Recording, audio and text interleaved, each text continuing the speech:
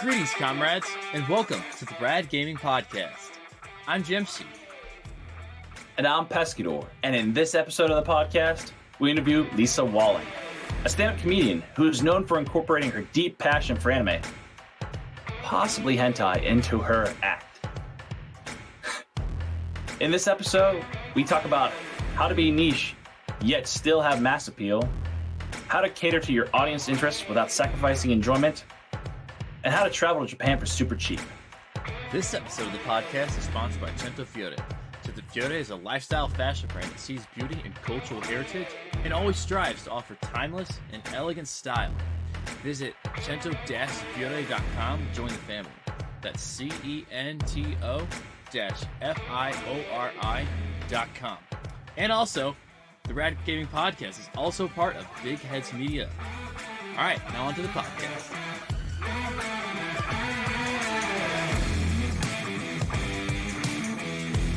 I want to start off by saying thank you so much for coming on the podcast. We truly appreciate you coming on, and such a short notice, too. Well, thank you for having me.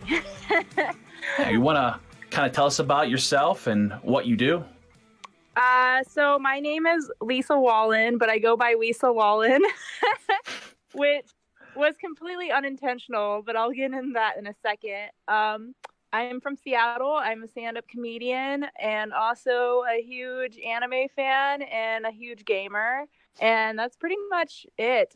I interact with a lot of people online, but I don't post any online content. So that's pretty much where I'm at the moment with my life. Hopefully trying to stream soon or do some more online stuff. But yeah, that's pretty much it for me. So thank you for having me. And Yeah. you can call me Lisa or Lisa. I get both now, and I think it's adorable. Good. So you said you did stand-up comedy. How did you get about doing that? How does that happen to somebody? How do you even go about doing that? Well, I've been doing it for a little over 5 years now, and I don't know, it was always obviously funny. And then yeah, about 5 years ago, I kept posting a lot of jokes on Facebook because it was, I wasn't in Twitter back then. Everyone's like, oh, you should try stand-up comedy. And so I signed up for a class because I was a huge wimp. And the class was basically like, hey, we're going to force you to go on stage. So I basically was forced to go on stage. And I just kept going, and to the point where I was like, yeah, I could do this. And so I do comedy pretty much 4 or 5 nights a week now, which is nice. 4 or 5 nights a week. That's a lot. With everything I've ever seen with comedy and comedians in general, they said that there's times when they know that the audience is feeling them. And when they say some jokes, you really get them going. But there's other times that they don't really respond well to your jokes and they're kind of dead and they don't really say much. What do you do in those types of situations? Swallow your pride.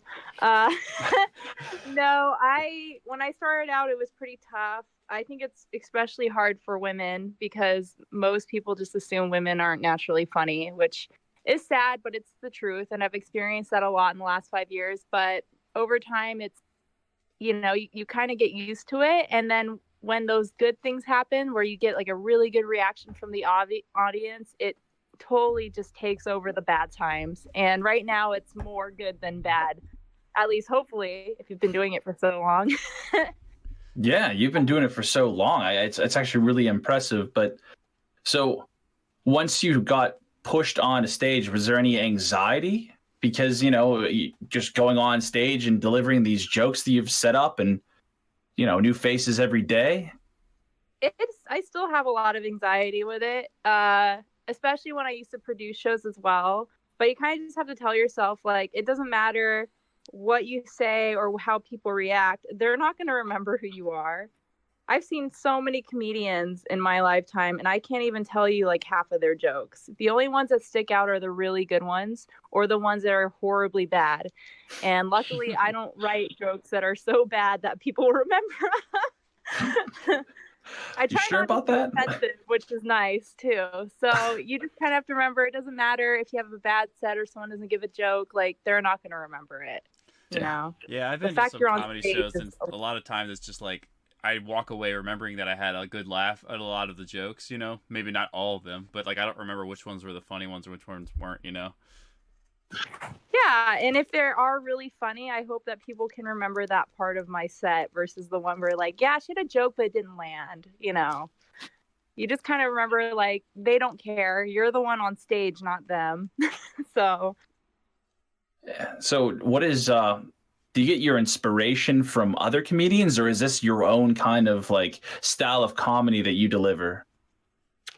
it was a mix of both. I grew up watching a lot of stand up, and I always thought like the process of joke writing was really interesting because I mean, public speaking itself is, you know, one of the biggest fears among people, but Absolutely. trying to really sell yourself as in a humor aspect is very hard to do. And I just wanted something that was challenging but also risk free, you know, versus like doing a sport where it's like you could injure yourself. But I can't really injure myself on stage except for maybe my pride and self-esteem. But That's true. it was more like if I just want to know if I could do it. And now it's gone to the point where it's like I have a gift and I have a, you know, niche interest that I'm able to write jokes that are broad enough for other people to understand. And so now it's like I'm trying to make myself like this own unique type of comedian. And so far it's been doing pretty good. You know, I took a year off, which was kind of rough, but I've been getting back into it the last 4 months and it's been really good, you know, getting back into it. It wasn't very hard to transition back into comedy after taking so long off. So yeah, hope that answers your question. Yeah, like you said you said you were, you know, naturally funny, so I guess it's easier to get back into it because you're like, oh, I'm just always. Do you feel like you're always yourself, I guess, when you're on stage, or is it something that you kind of put on like a character or something? Yes and no. It's hard to really brand yourself on stage. I mean, there's comedians that have been doing it for 10 years that still struggle with that. You think of every famous comedian, they didn't even get their first big break until about 10 years into their career. So it's still trying to like, it's hard because you're selling your humor to people. You're selling yourself on stage, but at the same time, it's hard to actually be yourself because you're writing jokes. And when you think about it, if you try to write down things about yourself that's interesting or funny or worth talking about, we struggle with it. And so I'm at this point now, you know, about my 4-year mark, I'm like, I want to start talking about video games and anime on stage because that's who I am. And it took me a really long time to write jokes that were broad enough for people to understand. And it's doing really well, but, you know, I still struggle with it. Now I just talk about being tall and smoking a lot of weed. But still trying to nail your personality on stage is very hard because you're so focused on the joke itself that you're kind of drift off from who you are. So it is still a struggle, but you know, it's a good struggle to have, I think. So how do you, I guess when you're writing these jokes, like my one could like, I've, you know, considered doing stand-up, you know, comedy. I think almost everyone has, or at least like, you know, talked about it. But I always wonder, how do you know what jokes to, you know, include in your set? Like, how do you know what it's funny or something? Because I feel like after a while, I'm like, I don't think this joke is funny anymore because I've thought it through so many times. You don't know until you try it. That's pretty much it. It's like, even I just brought up a joke recently that I wrote 5 years ago because when I wrote it 5 years ago, it wasn't funny. But now that I'm more experienced, I brought back that old material. I was like, wow, I can make this work now. So honestly, you don't know unless you practice, like, because you really don't. Even if you tell yourself, I know what's funny and what's not, you don't know your audience and what they've been through. So that's kind of like you start to become more self-aware when you start to tell those jokes. Do you travel while you like do stand up, or is it just in your specific area that you're in right now? Because I'm sure that it's very tough to, I guess, reach out or hit certain funny parts of people's lives when you travel, because, you know, like you said, everyone's different. Stand-up is incredibly hard to do outside of your own state. And a lot of people don't realize that. You don't get paid like anything to do stand-up. Even on a really good month, I barely make enough I can make, the most I've ever made a month was enough to pay my rent and car payment, which is good. But trying to do that outside of state, you know, you have to find a club that's willing to pay for your flight, your hotel. So you really, really have to build a presence first before you get to that point. I have done comedy outside of states. outside of Washington. And I've also done like Anime Expo before in LA. I've done comedy in Hawaii, California, Oregon. And that's mainly because I was already planning on being there. So I just found a way to get booked. But actually actively trying to tour, you have to have some kind of TV credit. You have to have like 10 years in. It's a really hard career to get into right now. Yeah, it sounds like it's very competitive. It's extremely competitive. I mean, it's not like the 90s where you didn't have social media, you know, and you didn't have more people trying to make a name for themselves online. So stand-up has become an incredibly hard career, which is why a lot of comedians like me are trying to drift into other creative outlets in case, you know, it doesn't work out or something. Right. And so I saw that comedic talent. So I feel like that's something that can transfer easily into a lot of other entertainment, you know, careers. Yeah. Like Twitch, for instance. Yeah, one day. One day.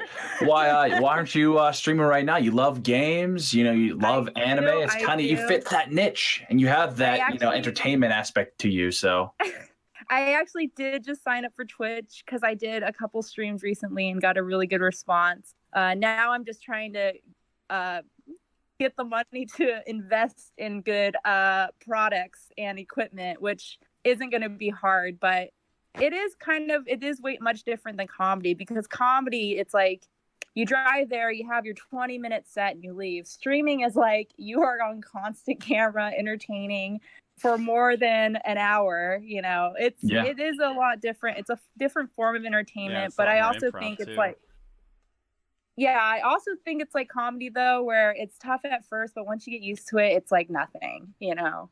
And the actual people that watch you, I'm not saying that people, when they watch you in comedy, they don't really care about you, but you start to form a personal connection with your Twitch following.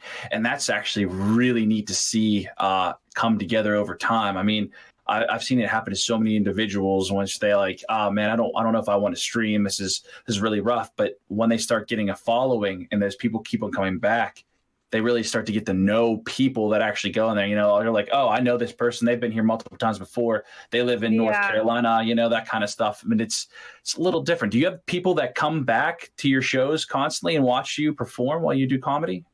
Oh, yeah, all the time.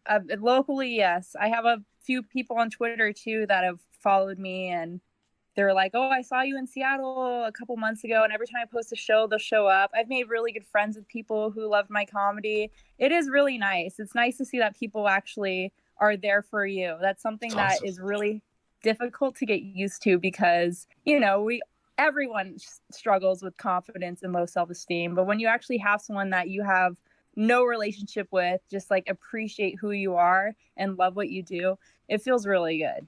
Yeah. I saw one of your comedy, I guess, clips, and you made a lot of jokes. And I know you said this was older, but a lot of jokes about anime. And I actually really enjoyed it. And I thought it was really creative. I mean, what made you decide to pull that into your comedy routine? Because that's something that's like niche, but also a lot of people do watch anime. I kind of realized that a lot of comedians have a niche interest. Like the big one in comedy right now is wrestling. Like every comedian loves wrestling. I never got into it, but it's like anime in the sense where it's like, oh yeah, you were into that when you were little, and then some people never grew out of it. And I kind of realized that nobody ever talked about anime on stage. I cannot name another comedian that has a bit about anime. And that clip that you saw, it's about 2 years old now, and now it's like a 15-minute joke. So hopefully I'll have a new clip soon if I remember to film my sets, because it's my favorite joke and it does the best. And that's also what kind of made me realize, like, hey, this is something I haven't really seen a lot of other people do, and I'm going to keep focusing on it. That's awesome. So you love anime. What is your favorite anime show?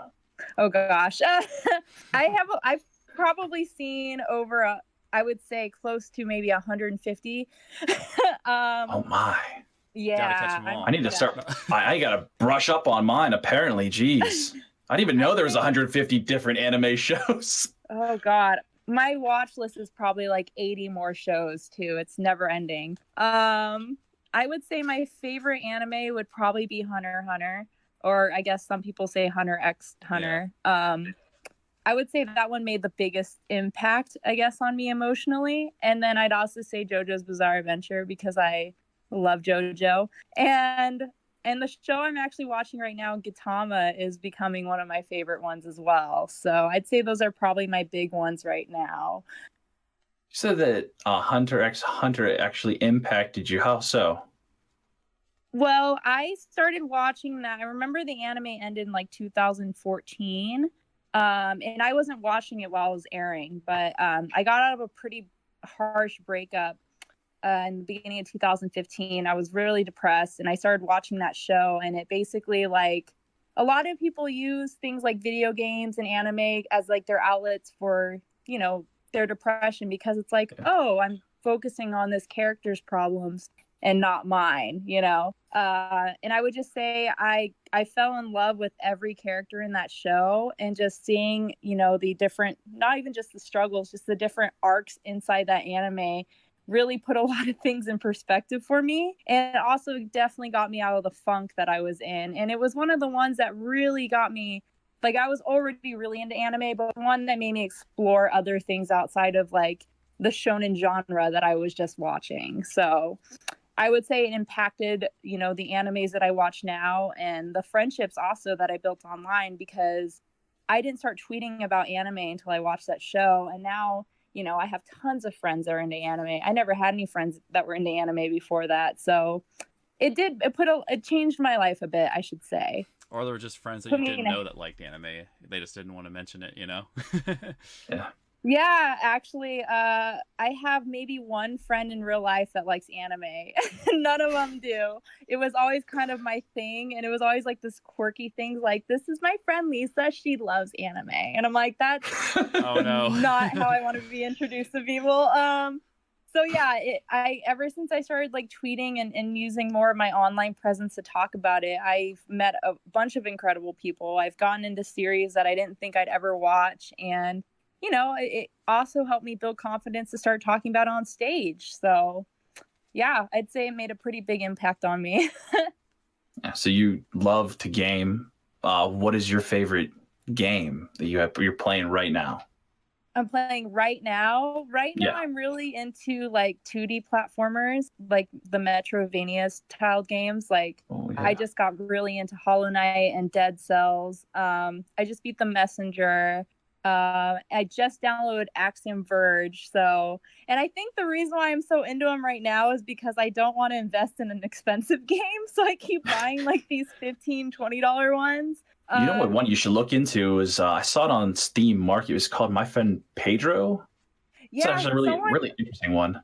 Someone recommended that. Also, I don't have a PC right now, which sucks. That my PC's from 2013, which is not bad, but it was a cheap one, and none of my games work on it anymore. So having like a Switch is the best thing ever. Oh, so, okay, I gotcha. But my favorite series of all time is Zelda. So I think Jemshi can completely agree. I don't know. Yeah. He what was the first Zelda game you played? I'm just curious. Oh gosh. My earliest memory is watching my dad play Zelda on Nintendo, like on our old school analog TV. But my first game that I got really into was Link's Awakening. Getting to play the remake at E3 was like Disneyland for me. Yeah, how was it? Like, I didn't get to really see much of that, like, demo or whatever. I'm just kind of curious how it compares to the original. It's exactly like the original, and I love it. There is a lot of people who are not happy about that because they're like, oh, it's not going to be that long of a game, or they didn't really do much. My favorite thing about Zelda is that they can remaster any game and not change it, and I'll still pay freaking $100 for it because I love them so much. Like, but all other games are going to buy them cheap. Buy the cheaper ones. Yeah. Like I'll buy cheap games and then Zelda's. Like, there you go. Yeah, you got to compromise, or you got to make it averages out, I guess. Right. Yeah, and I'm actually gonna be I'll be in Japan later this year when the game gets released. So I really hope that they have like some kind of collaboration thing going on while I'm there, so I can buy some Zelda merch. That's pretty awesome. Nice. Are you going to Japan for business or pleasure? Pleasure. For sure. I'll be there for like 6 weeks. 6 weeks. Yeah. Wow, you're gonna do it. Yeah, it is. So where are you going in Japan? You can't just be in one spot for the entire 6-week period. You probably can. You know what? I mean, you could, yeah. I was there for 6 weeks last year, and I spent most of my time in Kyoto, Tokyo, and Osaka, which was nice. Yeah. But I did like a huge 3-month solo Asia trip last year. And this year I'm doing a 2-month solo Asia trip. So I'm just spending most of my time in Japan because I'm learning Japanese and I want to see areas that I haven't seen. So I'm like starting off on the far West Coast, all the way down in like Kagoshima, where nobody really speaks English. And I'll be moving my way towards Tokyo by the end of October, which will be nice. Do you plan on moving there ever? No, I'm just taking advantage of not paying rent right now. That's a very good thing. You said that you were learning Japanese. What, like, is it because of anime? Because I know my one friend actually majored in Japanese because of anime. Kind of, but also I had a pretty rough year last year and wanted a hobby that was, I could grow from versus just writing funny stuff. And my friend's like, hey, I paid for these really nice Japanese classes online and my login info doesn't expire. Would you like it? And I was like, yeah. So I've just been like learning, phrases and stuff. It's very, very hard language, but it'll be a nice payoff when I go there and can actually practice. So that's pretty much it. I just need some intellectual hobby in my life. You do comedy for like a living, which is awesome. And there's some points in time that I hear a lot of jokes from comedians say, in this day and age, I look at it and I'm like, oh God, they're going to get flack for that one because, people these days, sometimes they take things out of context or take things the wrong way, or you're pushing the boundaries of some of your jokes. Do you ever experiment with those boundaries, and how do you know how far to go with them?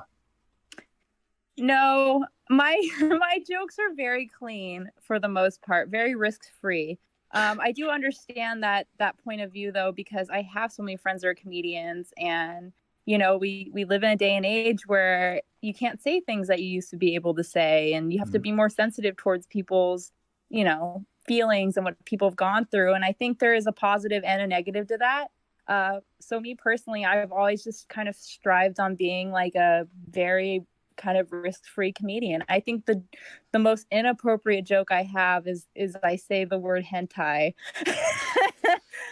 Like, wow. Most of my jokes are pretty yeah, I'm gonna get flagged for one word.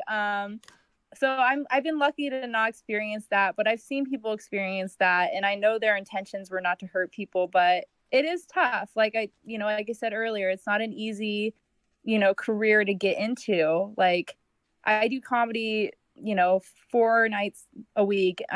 And mainly that's not even just book shows. Usually I get 3 shows booked a week, but I can't live off it. Like I still have a day job. I wish I could do it like full time. But it's tough. Like you don't get paid anything to do comedy. And if anyone's thinking about starting now, I say, don't expect a lot of money. Just do it more as a hobby. You can definitely make, yeah, it's definitely more of a hobby than anything, but it is a really cool hobby to have. Because like you said earlier, gaining the skill to be able to write and be funny in front of people will make you good in other things. Like I have so many comedian friends that are like ordained ministers, because they have those public speaking skills now. It's definitely a good thing. It also looks good on resumes, especially for companies that want creative people. So there is a lot of good things that come out of doing comedy. Yeah, I mean, just the amount of pressure that's put on you to perform day in and day out when you're on stage. Like, I get anxiety even thinking about being on stage. I don't know how you do it. Like, it gives me anxiety right now just thinking about me being on stage delivering jokes to individuals, because I can't public speak, and me thinking that I'm funny and telling a joke like that just shuts me down right now. Like I'm even I can't even do it right now. Like I can't even think about that. Like blows my mind. How do you even deal with that? You say you still have anxiety, but like how do you overcome that, and how do you talk yourself into doing it? I would say it was the hardest thing for me was getting back into it because I've always been very impersonal online. I've always been like very funny. I always wrote really stupid shit because I never wanted like my personal life to be exposed. But last year I went through like a really, really bad situation. My old partner committed suicide, which Oh man, I'm sorry to hear no, that. I know it, and it's like, and it's weird because like I said, I had to pretty much go from this funny and personal person to being like, hey, I just went through something really horrible. And it was really hard to kind of see how people would react to that because they didn't come to, my Twitter or my Facebook or my whatever to see something horrible. So getting back into, comedy after going through something like that was the hardest for me because not only did I have the anxiety of like trying to make people laugh again, but I also knew that people were aware of my situation. But now they've been doing it, since I would say like February, it's been really nice because people see, wow, she went through hell and she's still managing to do this. And now me having that anxiety of people not being a laugh is turned into like this confidence that, look, I'm trying my best. I may not be funny right now at this very moment, but the fact that I've gone back on stage after going through everything makes me feel pretty good. So I would say that was probably the biggest struggle as far as like anxiety with comedy goes. And it's something that happens to everyone. Once you become a comedian, you try to really strive to have that comedian personality online, but you still go through things and you have to kind of swallow that part of you and be real. And that's really hard. And people don't realize that. Yeah. I mean, it's just like, unfortunately, some people don't know, like it goes with everyone. No one knows everyone's backstory. So just assuming that because you do comedy or you're a funny individual doesn't mean you don't go through terrible times or really rough spells. You're just a normal person, just like everybody else. Exactly. Yeah. And it's just sad to say that, like, you put on a persona, and sometimes when you do comedy, because that's what you need to do, you need to get people in that spirit. But a lot of people just portray you as that person. Like, even, and I hate to but bring up the fact of Robin Williams, but no one even thought about it. I saw him as a funny individual, and I didn't think him on a personal level. And thinking about all that in general, like, it's just weird to think about it now, because at the time I was like, you know what? I don't know why he would. And then thinking about it in general just makes me think that, hey, he was a person, he was going through stuff that I had no idea, and that's really, I guess, part of this culture these days. You have to really understand that people go through stuff that you don't hear about, even though social media is so loud and people say everything basically about their lives. Sometimes they don't discuss things that they're actually really going through. Yeah, it's hard. And, it kind of goes back, kind of piggybacking back to what you said about comedians not being able to, say certain things on stage or write certain jokes because of the backlash that they get. And that's why it's just an incredibly hard time right now for anyone who wants to get into the entertainment industry, because even though it's easier to build an online presence than it was, 20 years ago, more people are aware of your lives, and there are people who are unforgiving, and it is tough, but if you really love what you do, you're willing to deal with those struggles and those consequences. So don't let me scare you. If you want to get in a comedy, So, trust me, you don't scare me. It's the more anxiety driven part that scares the crap out of me. I can't. Anxiety, can't do it. I'll tell you that. Well, just know that everyone around you has anxiety. So if you're anxious about being on stage, there is someone anxious in the audience that you're going to look in their eyes while you're telling a joke. Yeah, and I hate being that person. They're like, hey, you person sitting in the front, they like bring you and like point you out on stage. I've had that done. I went to some improv places. Was it Pittsburgh Improv, something like that? And some guy picked me out because I swear he smelled fear in me, and he was just like, boom, you guy in the front, like, you must be on a date. I could tell. And then he told a joke, and I don't remember what it was because I everything in the room just turned black, and I was like, "Oh God!" He pointed me out. I couldn't even remember what he said, and all I did was smile and nod and laugh a little bit, and then I was like, "Please, just move on to somebody else for the love of Jesus." Why he picked you, because he was like, "I know this guy's not gonna like talk back or anything. He'll just take the joke, and then I can probably move on." Honestly, it's because you sat in the front row. That's the only reason. Well, now I learned my lesson. I'm not going to sit in the front row anymore. I'm going to sit in the far back. Then they're gonna be like guy in the far back. I'm gonna. Oh yeah, no, it would be like I'll have to go to the restroom in the middle of the thing, and he'd be like, "Hey, asshole, that's walking in the." I've had that happen before to somebody, not me. Like I was in a comedy show, and he yelled out, at that person that was leaving to go to the restroom. I'm like, that stinks. Like he had to go to the bathroom. Like I have to stay. Like I can't move. I can't move a muscle. I don't want to get made fun of. I don't want it. But I've been to a concert that actually somebody went to the bathroom. They like the band was like, "All right, we're gonna stop until this person comes back from the bathroom because we don't want them to miss the next song." And like they made like everybody cheer when they came back, and they were just incredibly embarrassed. Just be like, "Oh my God!" Every single person in this entire like auditorium, whatever you call it, was just like waiting for them to come back. Oh my God. Yeah, that's I actually get more nervous being in the audience than I do being on stage, because I still don't even know how I'd react to somebody if they pointed at me. Because there's also that rule where you're not supposed to heckle the comedian. You're not supposed to like talk to them when it's not your turn. So when they point to me and I'm like, do I say something or do I let them keep talking? So it's just, I understand that sort of anxiety. Just know it's much easier on stage because you have full control of everything that happens to you, which helps a lot. It's like when you're called in the audience, you don't know what reaction you're going to get from someone talking to you. But when you're on stage, no one's allowed to talk to you. So you're like, I can say whatever I want and no one can do anything about it, unless it's like racist or something.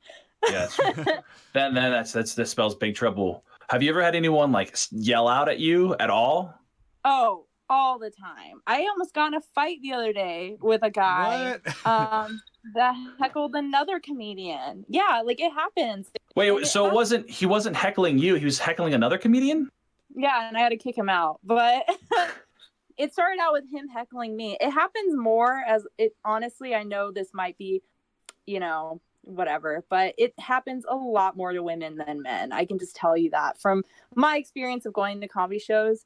It's because there are those guys in the crowd that think, oh, this woman has no right to be here. So they will just start harassing you. I've had guys call me a cunt, a bitch. I've had people just completely talk over me. I'd be like, can you shut the fuck up? And they'd be like, fuck you, bitch. Like things like it happens a lot.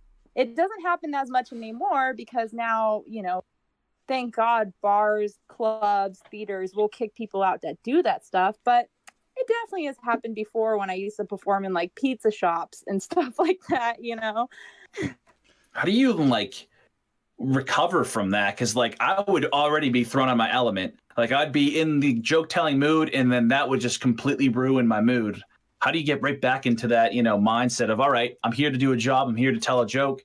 Let's get back into the funny mood, Well, you address it and then you just kind of be like, all right, anyways, what was I talking about? Like you just kind of have like a nice segue. But before, there's times where I just completely paused and was like pissed off and was like, I don't know how to move forward from here. But audiences are usually very supportive. Like they know that if you deal with that, it totally throws you off. Like musicians don't have to deal with that, only comedians, only people, because they don't have anything else distracting them besides yourself. So you just kind of have to be like, fuck it, whatever, and just move forward. even professional, like really like Saturday Night Live. What's that one guy that was married to Ariana Grande? What was his name? Oh, Pete Davidson. Yes. Someone yelled out in the crowd. What was it? Engaged or something. Well, yeah. Sorry, they were engaged and she broke it off. But the one guy, he was talking about, he was over someone's house, and then some guy in the crowd yelled out Mac Miller, and then he like completely cut right in the middle of Saturday Night Live, and he was like, listen, whoever said that needs to leave right now or I'm not going to finish. And like he was dead serious. He didn't say anything else. He's like, I that person needs to leave, and give him his money back, but he needs to go. And it's crazy that people still get that. Doesn't matter what level you're at, like people feel the need to like, try to be funny when somebody else is, putting on a performance, Yeah, it's weird. It's almost like they're trying to compete with you when they're not. Like, for me, I would go to a comedy show to be entertained. I'm not there to be like, oh, I want to be funnier than the. Yeah, I can't name one comedy show in my entire life or the history of man where someone ignored the comedian to listen to a heckle. It's never happened. The people who heckle are the ones who get on stage themselves and do a whole job. I can tell you that. So, have you really like you say you did a few Twitch streams? Is this something you're seriously going to consider doing? Because I'll be honest, it's fun, it's rewarding, but it's hard work. I think I could. For me, it's more that it's a lot more investment, money-wise and time-wise in comedy. And I think I think it's almost harder to go from comedy to Twitch than nothing to Twitch, because I'm so used to how comedy works that going into a different form of entertainment's like, oh shit, like this is way harder than I thought. I think personality and gaming-wise, I'm good in all those aspects, but I think I'm starting to seriously consider it. Since now is the time than ever. I've never had the time to invest in this until now. Like right now I'm moving back home with my parents. So it's like, if I have to invest money in equipment, like I don't have much risk outside of doing that. And I'm also about to go on this huge trip and would love to have something set up before then so I could stream part of my trip. So it's just like, that'd be pretty awesome. Now I have the time to invest and I want to, and I think I'm going to. But yeah, it is a lot different than comedy. I wouldn't say it's necessarily harder because, any type of form of entertainment is going to be hard. I would just say it's a different type of investment. Like you can say, oh, the Twitch streams are longer, blah, blah, blah. But comedy, it's like I had to drive 5 hours south for a comedy show the other day. You don't have to do that with Twitch. You can just sit on your computer. Yeah, it's a lot more immediate. So it's a different type of investment, and I think that's going to be kind of a tough transition to go through. But I have a lot of comedian friends that stream too, and they love it. They just don't really have much free time because they're either doing one or the other. And you also have the branding aspect down too. Like you've already established yourself like as a brand, so you're not like, you know what I mean? Like you're not trying to figure out like who am I as a person and how am I like portraying myself on stream or like either as a comedian or anything. Like you've already figured that out. You've got your niches and things that you want people to kind of know you for. So I think you do have that advantage. I think that you would actually kind of actually be able to jump into it a lot easier than some people who just go, I want to do this but I don't know how to like portray myself, like social media. Like I don't even a lot of people are kind of like trying to figure that out, like, oh, what's the name I need to have for myself, or like there's a lot of things that go into it that I think you actually already have figured out. That it might just be like, it seems to me like it's just like the equipment, just getting on there and trying it out for a couple times, and then you're gonna be like, oh, okay, this is just a different style of comedy show, I guess. Yeah, just I think the whole it's like, am I gonna be entertaining while I play video games? Because usually I just get really high and I'm dead silent when I play video games, and I have to talk to people and read chats. What? This is bullshit. Yeah, I mean it's similar also because you like you have clips of your comedy shows, like you would post those on your social media, and that's pretty much like the same thing. You kind of some people take clips off their Twitch and they put them on social media, whether it be like Twitter, Instagram, YouTube. So it's like you kind of just want to be able to like all that stuff is like that's the same. I feel like it's just a matter of that transition over into feeling like obviously if you like it, do it, but I don't want to suggest it and you're like, oh my gosh, I don't like doing this, but No, a lot of people have been like wanting me to start, and I think like, okay, it's nice that other people want you to versus you being like, I'm gonna do it. They'll be like, you should probably second guess that. Yeah. I guess it's kind of like how you became, really a stand-up comedian too, because you said a lot of people kind of suggested it to you, and it was kind of like, well, I don't know, like, should I try it? Like, I'm sure it wasn't like an immediate, like, oh yeah, duh, like this is obviously what I need to do. Having the encouragement really helps. Same thing with comedy. If you were to tell your friends, like, if you're thinking about comedy and you tell someone and they say, oh yeah, for sure, or yeah, you should try, I'll help you write, or it's nice to have someone else kind of tell you like, yeah, you should do that. Now if I was like, hey, I want to start doing deep sea diving, they'd be like, are you sure about that? And thi'd be like, yeah, probably not. Like, you know what I mean? Yeah. Like having somebody kind of keep you grounded when it comes to making choices like this is nice. And so having people be like, hey, you should start doing like Twitch stuff. I'd be like, yeah, I'm starting to consider it. So what do people, I guess, like your friends and family think of, you doing as stand-up comedy? Are they all just kind of like, oh, finally? Or are they, like, what kind of opinions do they have? Like, are they surprised? They're not surprised. Like my dad plays music, like my family is very funny, very, very liberal. I get along with them very great. So when I started doing comedy, they were just like, oh, that seems like something you would do. Like, and they come out to most of my shows, which is nice. They're very supportive of me doing it, but they also know that I have to be realistic and say, like, this might not work out for me. Like, I still have to be motivated to work and take care of myself. So I'm being very smart about it. There's a lot of people, and I'm sure the same thing with Twitch, where people are like, I think I'm going to quit my job and do Twitch full-time. It's like, you're not going to make that much money for a little while. So as long as I'm being smart about it, they'll continue to support me. So is it awkward at all when your family are there, when you say some of your more adult rated jokes? Like, because I feel like that would be like a deal breaker for me. I'll be like, oh God, my mom's here, and I don't know if I should be saying that in front of my mom. That's super awkward. The PG version of the set. Funny how you say that, because that's the reason why I write PG jokes, is in case my family or coworkers come see me. It's part of the reasons why most of my jokes are about being tall and doing drugs. Like, everyone knows that I love weed and that I'm tall and love the anime. But yeah, like, I've never written like a very dirty joke except for the hentai one, and it's still like not even that dirty. It's just a funny word. So no, it's not. But it is really awkward when I go to other comedy shows and my friends' families are there and they're on stage talking about like masturbating and whatnot. And I'm like, yeah. Okay. You're like, I thought I was kind of pushing the limit, and here they are, just like full out. Yeah.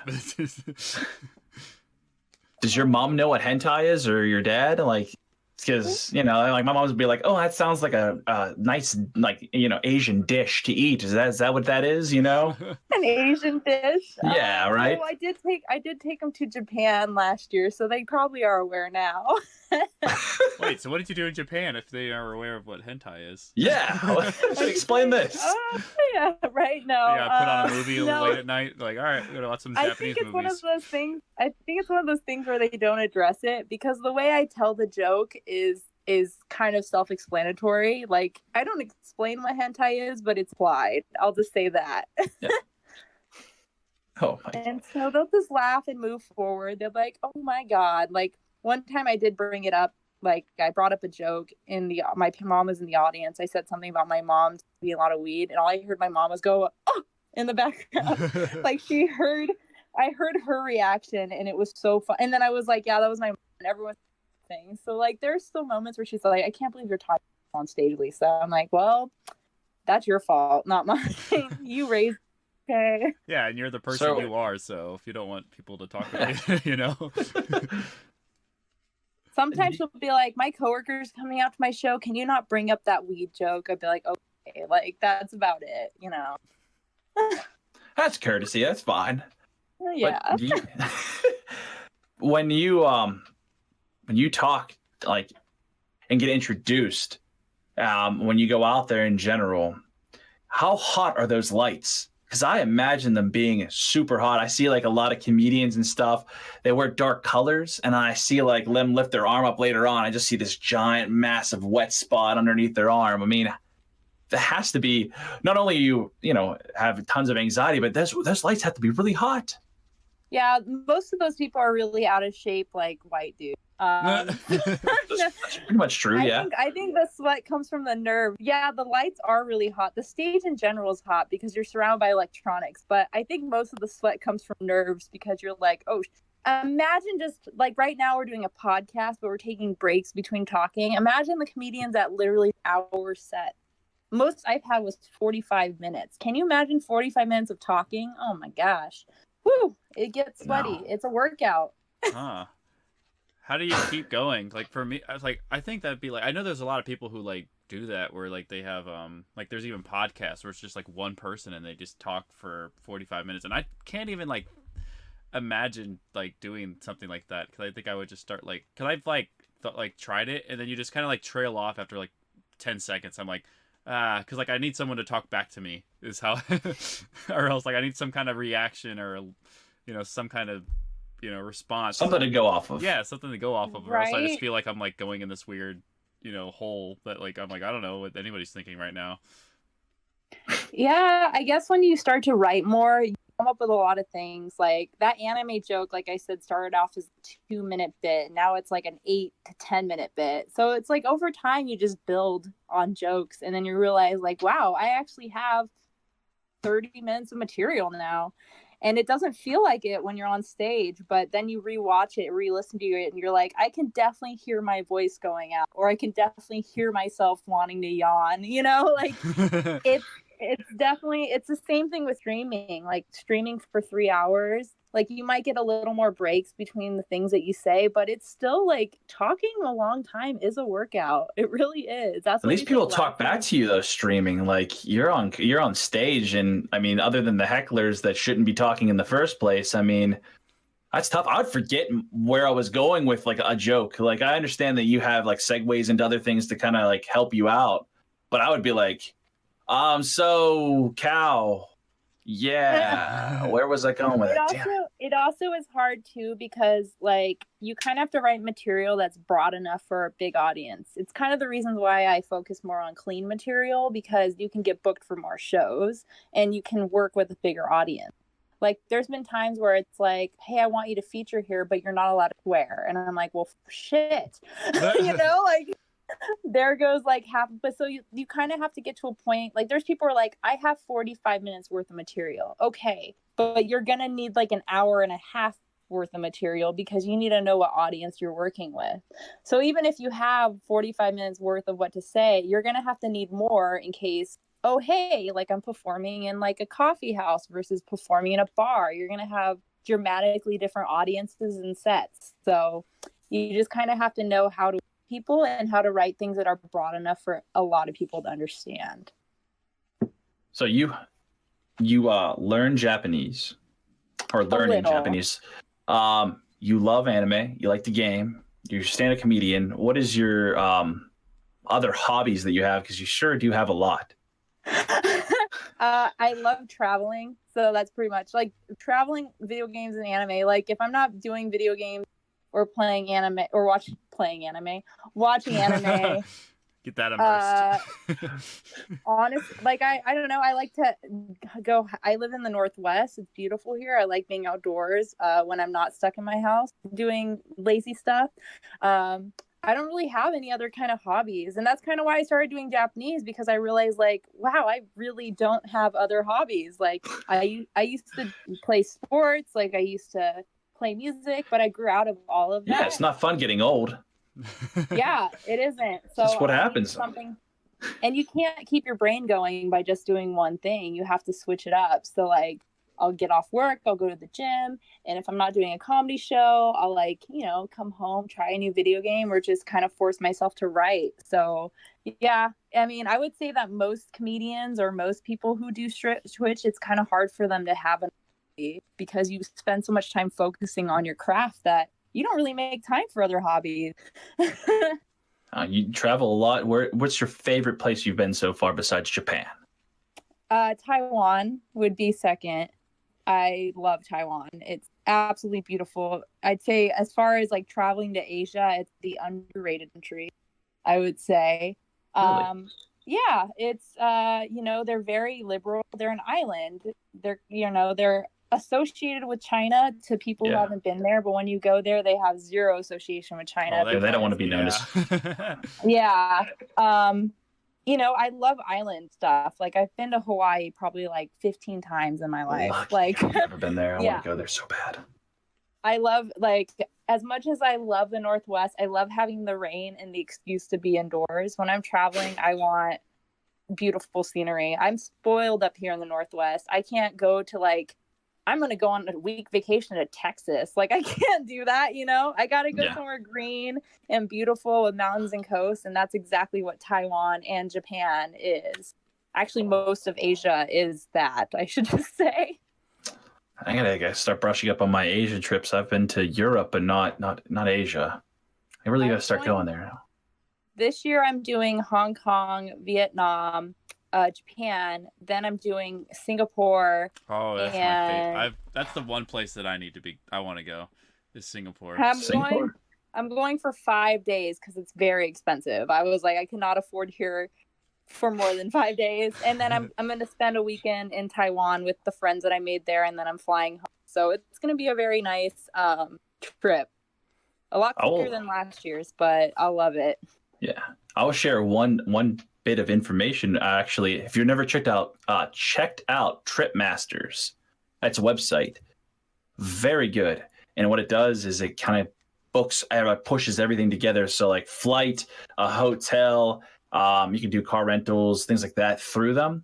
It's very cheap. So like I went to Italy and Santorini, like all flights and hotels included. It was like $1,300, which is really good in the middle of summer, which is like a high tide. And I haven't looked at Asia yet because I'm slowly working my way that direction, but now I'm gonna really have to start considering it. But maybe you should take a look at that. That place is awesome. Well, that website is awesome.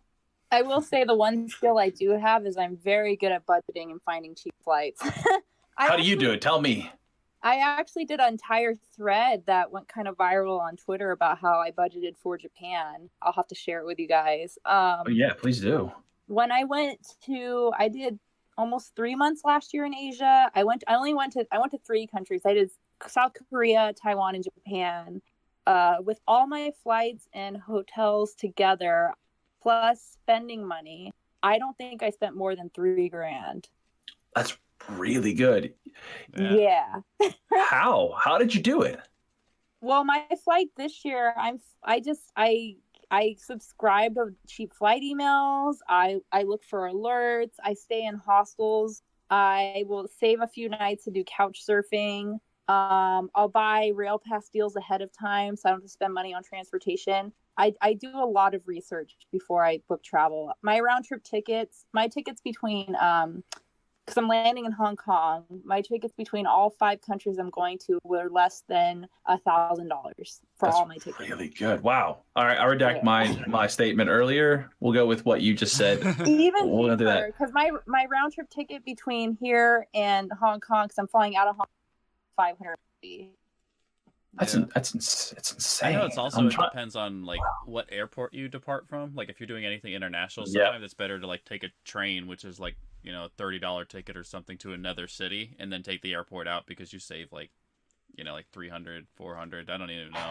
Sometimes it's well, like I said, I'm spoiled. I live in Washington, where SeaTac Airport is one of the best airports in the U.S. to fly out of for anywhere. Like, yeah, you are really close to like if you want to go right over to the Asia, you just kind of like hop right over the ocean. You're not like flying to that airport first and then go. I have so many layovers. It's not even funny. It's sad. I've never spent more than $550 traveling to Asia. Oh my. Well, I'm gonna have to talk to you. You're my travel agent. That's what's gonna happen. Are you afraid to go on couch surfers? Like, I've had some really bad Airbnb things, and I know they're not the same exact thing. Like I had 1 or 2 bad experiences with Airbnb. Have you ever had like a terrible experience while going in hostels or couch surfing? I wouldn't say terrible experience. I'd say disappointing, but also the countries I've been to and I'm going to are extremely safe. I would more likely have a bad situation in the U.S. than I would in Japan. Like they're very much about hospitality. And on top of that, like using couch surfing and Airbnb is really good overseas because they care so much about lodging and people traveling to their countries. Here, we don't give a shit. Like you could go to Japan, leave your personal belongings on your bed, and you don't even worry that'll be touched. Like here, it's like, I need a locker or an entire bedroom to myself. It is interesting. Yeah, you travel with the safe with you. You just like bring it along just in case. You're like, I don't trust the safe they gave me or whatever. Right? I don't trust U.S. people. And anytime you read about crime rates, like I'm going to Vietnam, and I was like, oh, I wonder what the crime rate's like. They said most of the crime rate comes from foreigners. I was like, of course. Yeah, yeah. Probably because they just get mad because they didn't understand something, and they're like, "What?"